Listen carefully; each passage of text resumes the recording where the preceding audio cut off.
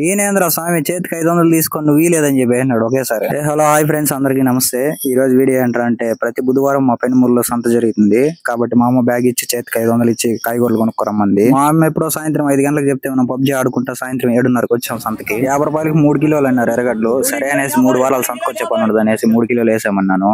మనం తెచ్చిన 500 చేతికి తీసుకొని ఆల్రెడీ ఇంకొక 500 ఉంది. అది నా 500 కాదనుకున్నాడు ఆయన.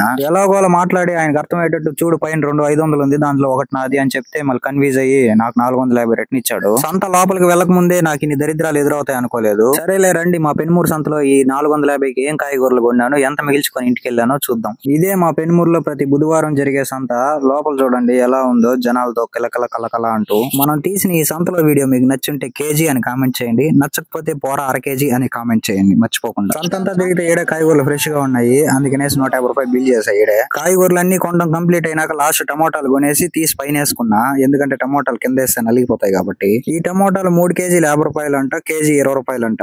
మనకి ఏరే ఓపిక లేదు కాబట్టి 1 కేజీ కొనుక్కున్నాము. ఫైనల్ గా కాయగూరలు మొత్తం కొన్ని తర్వాత మనకి 280 రూపాయలు మిగిలింది. నేను ఎంత ఖర్చు పెట్టానో కామెంట్ చేయండి మర్చిపోకుండా. వాన వచ్చేట్టుగా ఉంది, మీరు వెళ్తూ సబ్స్క్రైబ్ చేయండి. నేను ఇంటికి వెళ్తా. బై టాటా.